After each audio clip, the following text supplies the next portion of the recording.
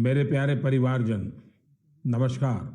मन की बात के अगस्त एपिसोड में आपका एक बार फिर बहुत बहुत स्वागत है।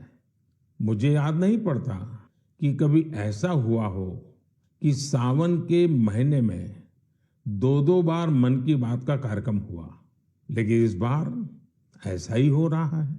सावन यानी महाशिव का महीना, उत्सव और उल्लास का महीना। चंद्रयान की सफलता ने उत्सव के इस माहौल को कई गुना बढ़ा दिया है। चंद्रयान को चंद्रमा पर पहुंचे 3 दिन से ज्यादा का समय हो रहा है। ये सफलता इतनी बड़ी है कि इसकी जितनी चर्चा की जाए वो कम है। जब आज आपसे बात कर रहा हूं तो एक पुरानी मेरी कविता की कुछ पंक्तियां याद आ रही हैं। आसमान में सिर उठाकर, घने बादलों को चीरकर, रोशनी का संकल्प ले, अभी तो सूरज उगा है। दृढ़ निश्चय के साथ चलकर, हर मुश्किल को पार कर, घोर अंधेरे को मिटाने, अभी तो सूरज उगा है। आसमान में सर उठाकर, घने बादलों को चीरकर, अभी तो सूरज उगा है। मेरे परिवारजन, 23 अगस्त को भारत ने और भारत के चंद्रयान ने ये साबित कर दिया है कि संकल्प के कुछ सूरज चांद पर भी उगते हैं। मिशन चंद्रयान नए भारत के उस स्पिरिट का प्रतीक बन गया है जो हर हाल में जीतना चाहता है और हर हाल में जीतना जानता भी है। साथियों, इस मिशन का एक पक्ष ऐसा भी रहा जिसकी आज मैं आप सबके साथ विशेष तौर पर चर्चा करना चाहता हूं। आपको याद होगा, इस बार मैंने लाल किले से कहा है कि हमें विमेन लेड डेवलपमेंट को राष्ट्रीय चरित्र के रूप में सशक्त करना है। जहां महिला शक्ति का सामर्थ्य जुड़ जाता है, वहां असंभव को भी संभव बनाया जा सकता है। भारत का मिशन चंद्रयान नारी शक्ति का भी जीवंत उदाहरण है। इस पूरे मिशन में अनेकों विमेन साइंटिस्ट और इंजीनियर्स सीधे तौर पर जुड़ी रही हैं। इन्होंने अलग अलग सिस्टम्स के प्रोजेक्ट डायरेक्टर, प्रोजेक्ट मैनेजर, ऐसी कई अहम जिम्मेदारियां संभाली हैं। भारत की बेटियां अब अनंत समझे जाने वाले अंतरिक्ष को भी चुनौती दे रही हैं। किसी देश की बेटियां जब इतनी आकांक्षी हो जाए तो उसे, उस देश को विकसित बनने से भला कौन रोक सकता है। साथियों, हमने इतनी ऊंची उड़ान इसलिए पूरी की है क्योंकि आज हमारे सपने भी बड़े हैं और हमारे प्रयास भी बड़े हैं। चंद्रयान 3 की सफलता में हमारे वैज्ञानिकों के साथ ही दूसरे सेक्टर्स की भी अहम भूमिका रही है। तमाम पार्ट्स और तकनीकी जरूरतों को पूरा करने में कितने ही देशवासियों ने योगदान दिया है। जब सबका प्रयास लगा तो सफलता भी मिली। यही चंद्रयान 3 की सबसे बड़ी सफलता है। मैं कामना करता हूं कि आगे भी हमारा स्पेस सेक्टर सबका प्रयास से ऐसी ही अनगिनत सफलताएं हासिल करेगा।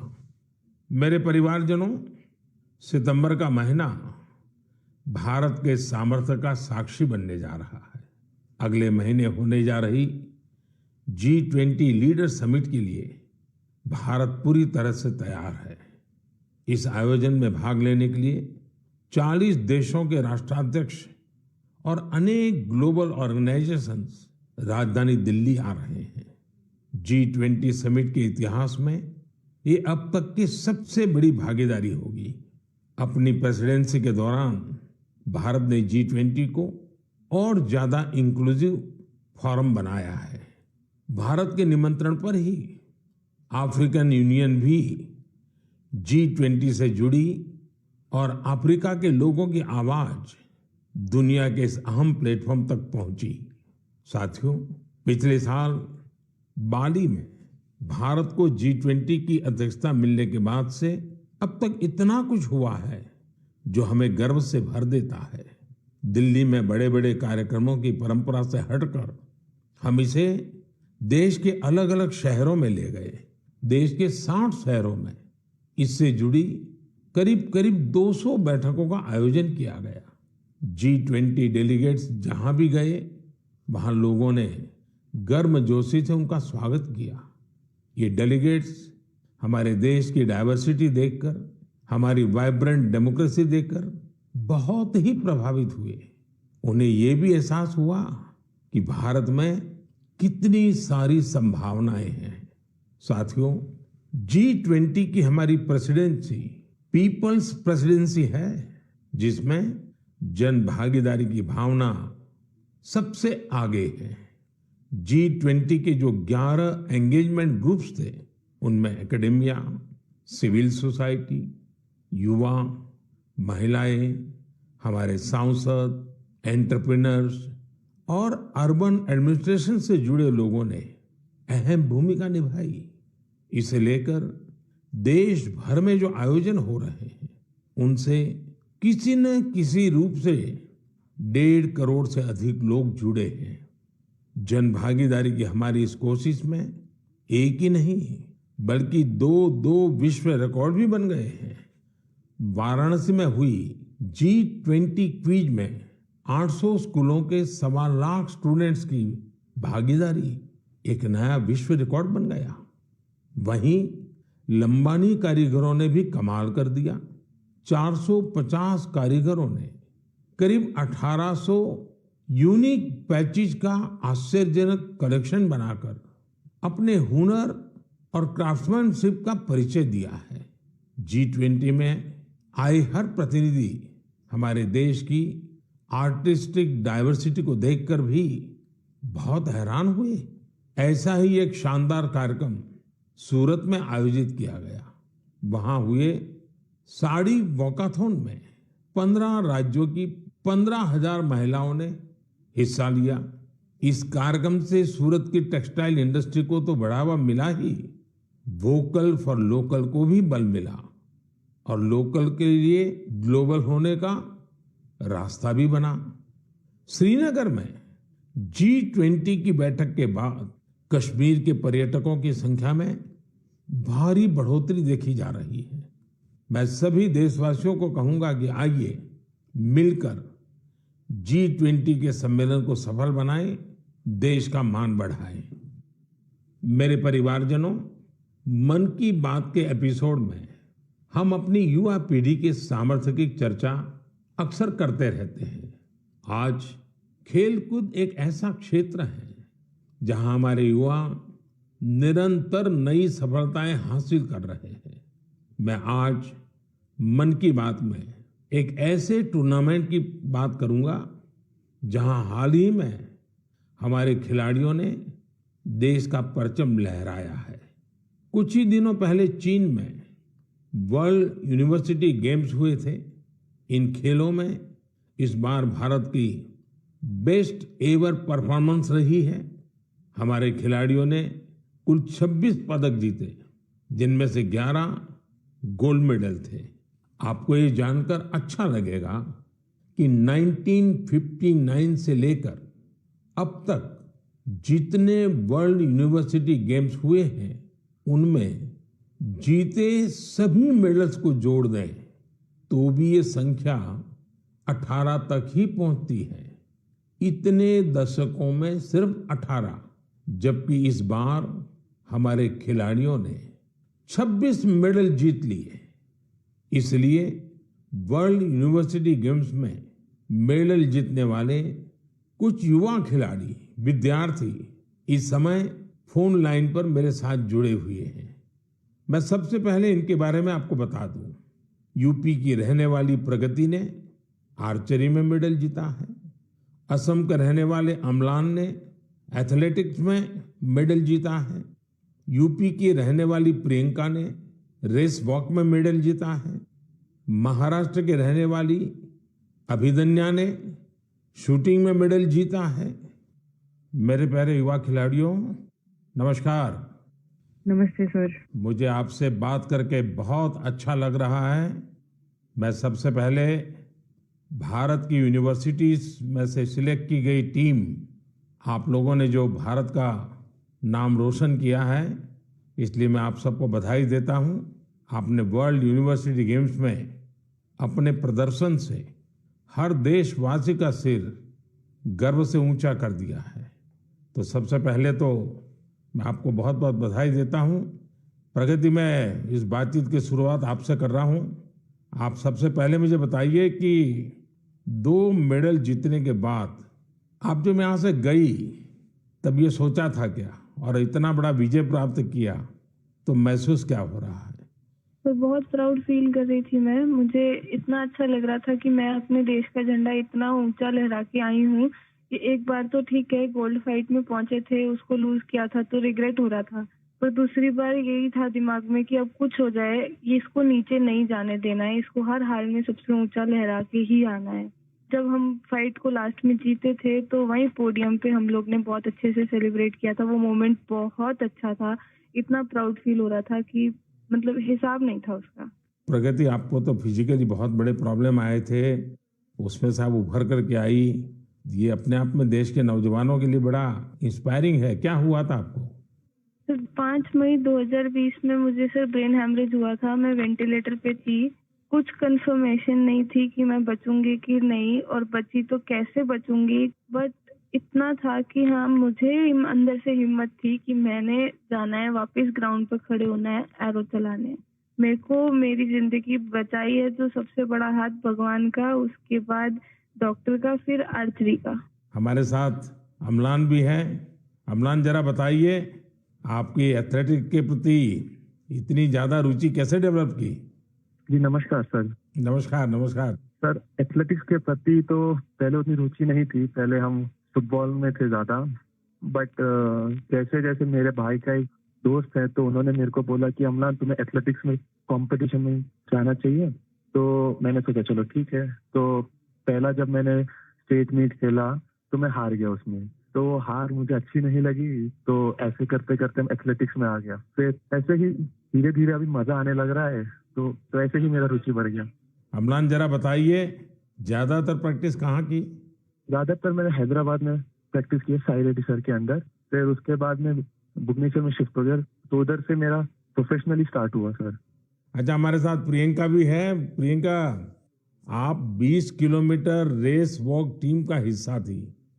सारा देश आज आपको सुन रहा है और वे इस स्पोर्ट्स के बारे में जानना चाहते हैं। आप ये बताइए कि इसके लिए किस तरह की स्किल की जरूरत होती है और आपकी कैरियर कहाँ कहाँ से कहाँ पहुंची? मेरे जैसे इवेंट में मतलब काफी टफ है, क्योंकि हमारे 5 जज खड़े होते हैं। अगर हम भाग भी लिए तो भी वो हमें निकाल देंगे, या फिर थोड़ा रोड से अगर हम उठ जाते हैं, जंप आ जाती है तो भी वो हमें निकाल देते हैं, या फिर हमने नी बैंड किया तो भी हमें निकाल देते हैं। और मेरे को तो वार्निंग भी 2 आ गई थी। उसके बाद मैंने अपनी स्पीड पे इतना कंट्रोल किया कि कहीं ना कहीं मुझे टीम मेडल तो एटलीस्ट यहाँ से जीतना ही है, क्योंकि देश के लिए यहाँ पे आए हैं और हमें खाली हाथ यहाँ से नहीं जाना है। और पिताजी, भाई वगैरह सब ठीक है? हाँ जी सर, सब बढ़िया। मैं तो सबको बताती हूँ कि आप मतलब इतना मोटिवेट करते हैं हम लोग को। सच में सर बहुत अच्छा लग रहा है, क्योंकि वर्ल्ड यूनिवर्सिटी जैसे खेल को इंडिया में इतना पूछा भी नहीं जाता, लेकिन अब इतना सपोर्ट मिल रहा है ना इस गेम में भी। मतलब हम ट्वीट भी देख रहे हैं कि हर कोई ट्वीट कर रहा है कि हमने इतने मेडल जीते हैं, तो काफी अच्छा लग रहा है कि ओलंपिक्स की तरह इसको भी इतना बढ़ावा मिल रहा है। चलिए प्रियंका, मेरी तरफ से बधाई है, आपने बड़ा नाम रोशन किया है। आइए हम अभिदन्या से बात करते हैं। नमस्ते सर। बताइए अपने विषय में। सर मैं प्रॉपर कोल्हापुर महाराष्ट्र से हूँ। मैं शूटिंग में 25 मीटर स्पोर्ट्स पिस्टल और 10 मीटर एयर पिस्टल दोनों इवेंट करती हूँ। मेरे माता पिता दोनों एक हाई स्कूल टीचर है, तो मैंने 2015 में शूटिंग स्टार्ट किया। जब मैंने शूटिंग स्टार्ट किया तब उधर कोल्हापुर में उतनी फैसिलिटीज नहीं मिलती थी, बस से ट्रैवल करके पेट वडगांव से कोल्हापुर जाने के लिए 1.5 घंटा लगता है, तो वापस आने के लिए 1.5 घंटा और 4 घंटे की ट्रेनिंग। तो ऐसे 6-7 घंटे तो आने जाने में और ट्रेनिंग में जाते थे, तो मेरी स्कूल भी मिस होती थी। तो फिर मम्मी पापा ने बोला कि बेटा एक काम करो, हम आपको सैटरडे संडे को लेके जाएंगे शूटिंग रेंज के लिए और बाकी टाइम आप दूसरे गेम्स करो। तो मैं बहुत सारे गेम्स करती थी बचपन में, क्योंकि मेरे मम्मी पापा को दोनों को खेल में काफी रुचि थी, लेकिन वो कुछ कर नहीं पाए, फाइनेंशियल सपोर्ट उतना नहीं था और उतनी जानकारी भी नहीं थी। इसलिए मेरी माताजी का बड़ा सपना था कि देश को रिप्रेजेंट करना चाहिए और फिर देश के लिए मेडल भी जीतना चाहिए। तो मैं उनकी ड्रीम कंप्लीट करने के लिए बचपन से काफी खेलकूद में रुचि लेती थी और फिर मैंने ताइक्वांडो भी किया है, उसमें भी ब्लैक बेल्ट हूँ, और बॉक्सिंग, जूडो और फेंसिंग और डिस्कस थ्रो, ऐसे बहुत सारे गेम करके फिर मैं 2015 में शूटिंग में आ गई। फिर 2-3 साल मैंने बहुत स्ट्रगल किया और फर्स्ट टाइम मेरा यूनिवर्सिटी चैंपियनशिप के लिए मलेशिया सिलेक्शन हो गया और उसमें मेरा ब्रॉन्ज मेडल आया। तो उधर से एक्चुअली मुझे पुश मिला। फिर मेरे स्कूल ने मेरे लिए एक शूटिंग रेंज बनवाई, फिर मैं उधर ट्रेनिंग करती थी और फिर उन्होंने मुझे पुणे भेज दिया ट्रेनिंग करने के लिए। तो यहाँ पे गगन नारंग स्पोर्ट्स फाउंडेशन है, गन फॉर ग्लोरी, तो मैं उसी के अंडर ट्रेनिंग कर रही हूँ अभी। गगन सर ने मुझे काफी सपोर्ट किया और मेरे गेम के लिए बढ़ावा दिया। अच्छा, आप चारों में से कुछ कहना चाहते हो तो मैं सुनना चाहूंगा। प्रगति हो, अम्लान हो, प्रियंका हो, अभिदन्या हो, आप सब मेरे साथ जुड़े हुए हैं, तो कुछ कहना चाहते हैं तो मैं जरूर सुनूंगा। सर मेरा एक सवाल है सर। जी। आपको सबसे अच्छा स्पोर्ट्स कौन सा लगता है सर? खेल की दुनिया में भारत को बहुत खिलना चाहिए और इसलिए मैं इन चीजों को बहुत बढ़ावा दे रहा हूं। लेकिन हॉकी, फुटबॉल, कबड्डी, खो खो, ये हमारी धरती से जुड़े हुए खेल हैं। इसमें तो हमने कभी पीछे नहीं रहना चाहिए। और मैं देख रहा हूं कि आर्चरी में हमारे लोग अच्छा कर रहे हैं, शूटिंग में अच्छा कर रहे हैं, और दूसरा मैं देख रहा हूं कि हमारे यूथ में और इवन परिवारों में भी खेल के प्रति अब पहले जो भाव था वो नहीं है। पहले तो बच्चा खेलने जाता था रोकते थे, अब बहुत बड़ा वक्त बदला है और आप लोगों ने जो सक्सेस लेते आ रहे हैं ना, वो सभी परिवारों को मोटिवेट करती है। हर खेल में जहां भी हमारे बच्चे जा रहे हैं, कुछ न कुछ देश के लिए करके आते हैं और ये खबरें आज देश में प्रमुखता से दिखाई भी जाती हैं, बताई जाती हैं और स्कूल कॉलेज में चर्चा में भी रहती है। चलिए, मुझे बहुत अच्छा लगा। मेरी तरफ से आप सबको बहुत बहुत बधाई, बहुत शुभकामनाएं। बहुत बहुत धन्यवाद। धन्यवाद सर। धन्यवाद जी, नमस्कार। मेरे परिवारजनों, इस बार 15 अगस्त के दौरान देश ने सबका प्रयास का सामर्थ्य देखा। सभी देशवासियों के प्रयास ने हर घर तिरंगा अभियान को वास्तव में हर मन तिरंगा अभियान बना दिया। इस अभियान के दौरान कई रिकॉर्ड भी बने। देशवासियों ने करोड़ों की संख्या में तिरंगे खरीदे। 1.5 लाख पोस्ट ऑफिसेस के जरिए करीब 1.5 करोड़ तिरंगे बेचे गए। इससे हमारे कामगारों की, बुनकरों की और खासकर महिलाओं की सैकड़ों करोड़ रुपए का आय भी हुई है। तिरंगे के साथ सेल्फी पोस्ट करने में भी इस बार देशवासियों ने नया रिकॉर्ड बना दिया। पिछले साल 15 अगस्त तक करीब 5 करोड़ देशवासियों ने तिरंगे के साथ सेल्फी पोस्ट की थी। इस साल ये संख्या 10 करोड़ को भी पार कर गई। साथियों, इस समय देश में मेरी माटी मेरा देश, देशभक्ति की भावना को उजागर करने वाला अभियान जोरों पर है। सितंबर के महीने में देश के गांव-गांव में हर घर से मिट्टी जमा करने का अभियान चलेगा। देश की पवित्र मिट्टी हजारों अमृत कलश में जमा की जाएगी। अक्टूबर के अंत में हजारों अमृत कलश यात्रा के साथ देश की राजधानी दिल्ली पहुंचेंगे। इस मिट्टी से ही दिल्ली में अमृत वाटिका का निर्माण होगा।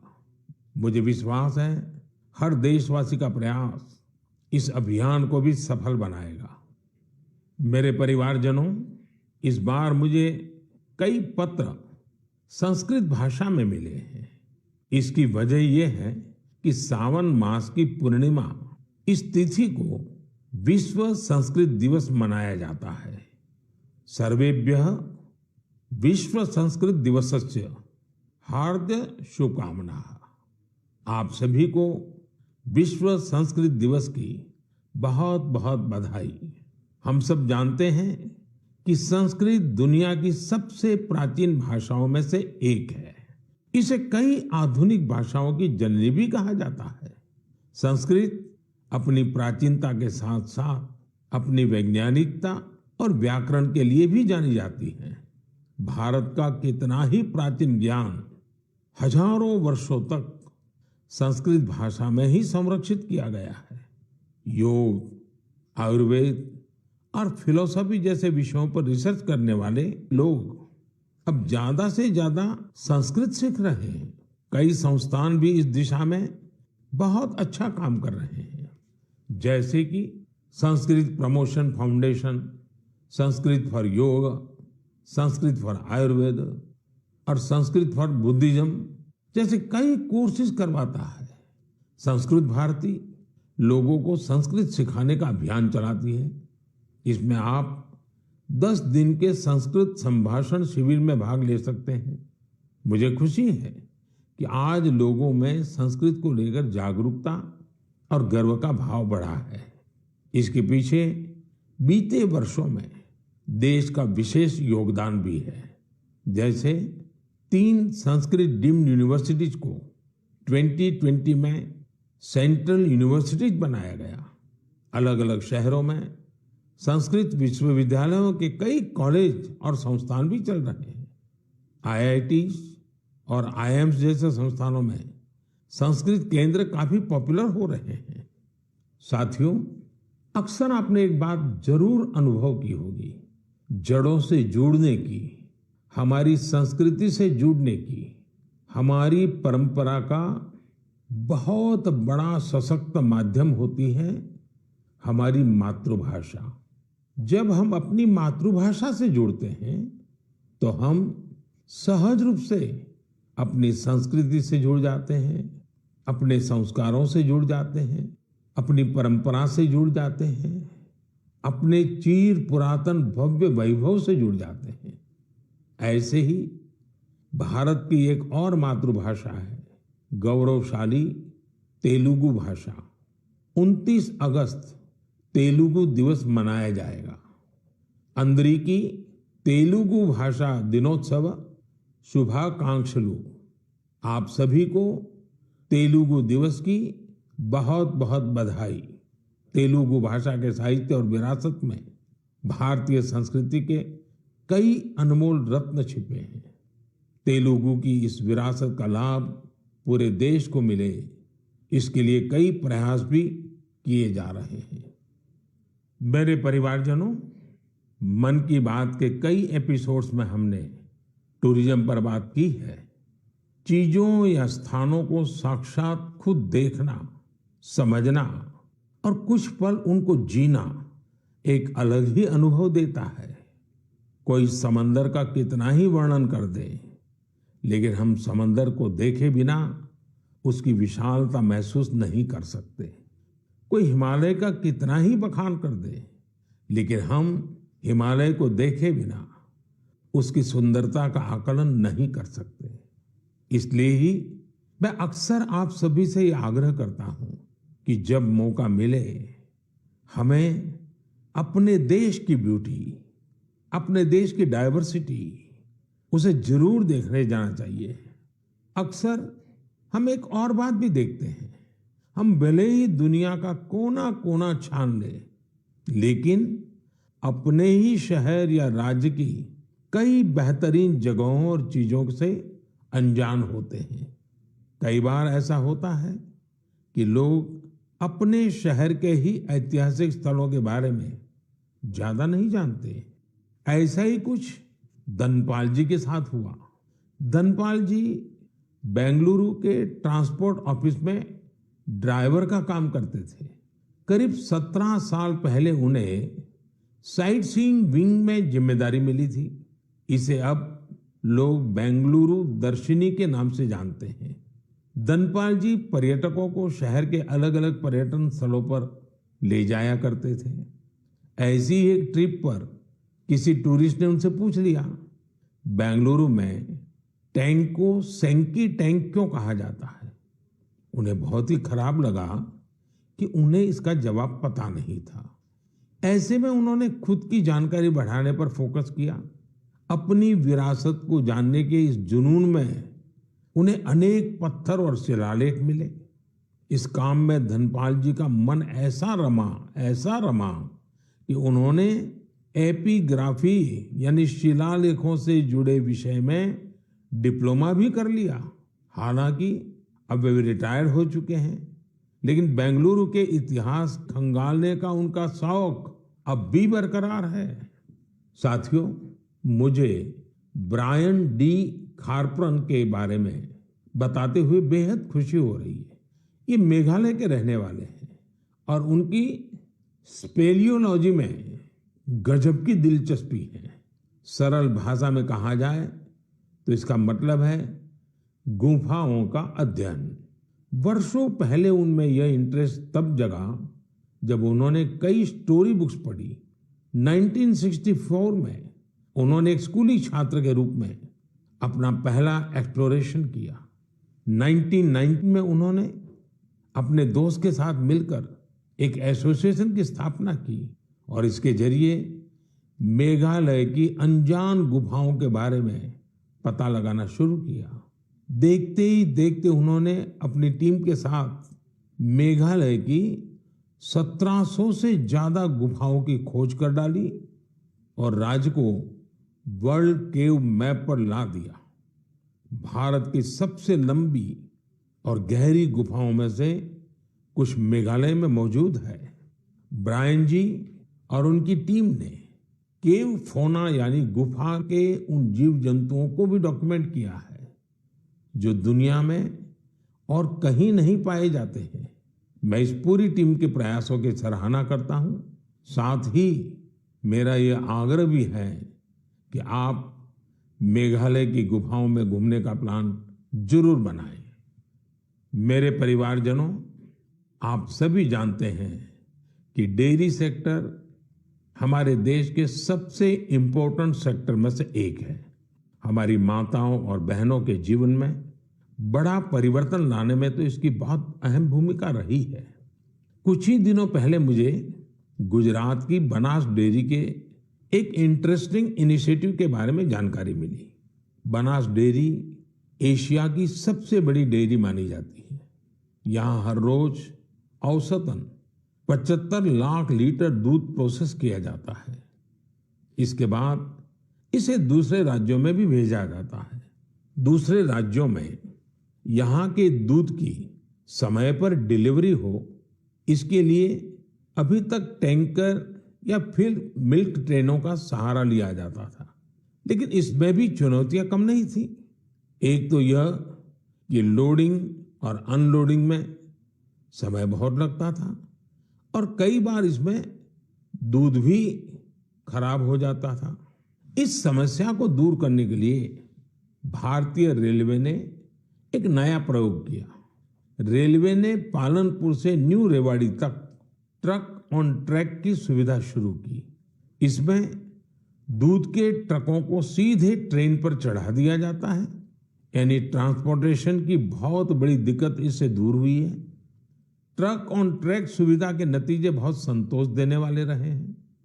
पहले जिस दूध को पहुंचाने में 30 घंटे लग जाते थे, वो अब आधे से भी कम समय में पहुंच रहा है। इससे जहां ईंधन से होने वाला प्रदूषण रुका है, वहीं ईंधन का खर्च भी बच रहा है। इससे बहुत बड़ा लाभ ट्रकों के ड्राइवरों को भी हुआ है। उनका जीवन आसान बना है। साथियों, कलेक्टिव एफर्ट से आज हमारी डेयरीज भी आधुनिक सोच के साथ आगे बढ़ रही है। बनास डेयरी ने पर्यावरण संरक्षण की दिशा में भी किस तरह से कदम आगे बढ़ाया है, इसका पता सीडबॉल वृक्षारोपण अभियान से चलता है। वाराणसी मिल्क यूनियन हमारे डेयरी फार्मर्स की आय बढ़ाने के लिए मैन्योर मैनेजमेंट पर काम कर रही है। केरला की मलाबार मिल्क यूनियन डेयरी का प्रयास भी बेहद अनूठा है। यह पशुओं की बीमारियों के इलाज के लिए आयुर्वेदिक मेडिसिन विकसित करने में जुटी है। साथियों, आज ऐसे बहुत से लोग हैं जो डेयरी को अपनाकर इसे डाइवर्सिफाई कर रहे हैं। राजस्थान के कोटा में डेयरी फार्म चला रहे अमनप्रीत सिंह के बारे में भी आपको जरूर जानना चाहिए। उन्होंने डेयरी के साथ बायोगैस पर भी फोकस किया और 2 बायोगैस प्लांट लगाए। इससे बिजली पर होने वाला उनका खर्च करीब 70% कम हुआ है। इनका ये प्रयास देश भर के डेयरी फार्मर्स को प्रेरित करने वाला है। आज कई बड़ी डेयरीज बायोगैस पर फोकस कर रही है। इस प्रकार के कम्युनिटी ड्रिवन वैल्यू एडिशन बहुत उत्साहित करने वाले हैं। मुझे विश्वास है कि देश भर में इस तरह के ट्रेंड्स निरंतर जारी रहेंगे। मेरे परिवारजनों, मन की बात में आज बस इतना ही। अब त्योहारों का मौसम भी आ ही गया है। आप सभी को रक्षाबंधन की भी अग्रिम शुभकामनाएं। पर्व उल्लास के समय हमें वोकल फॉर लोकल के मंत्र को भी याद रखना है। आत्मनिर्भर भारत ये अभियान हर देशवासी का अपना अभियान है और जब त्योहार का माहौल है तो हम अपने आस्था के स्थलों और उसके आसपास के क्षेत्र को स्वच्छ तो रखना ही है, लेकिन हमेशा के लिए। अगली बार आपसे फिर मन की बात होगी, कुछ नए विषयों के साथ मिलेंगे। हम देशवासियों के कुछ नए प्रयासों की, उनकी सफलता की जी भर करके चर्चा करेंगे। तब तक के लिए मुझे विदा दीजिए। बहुत बहुत धन्यवाद।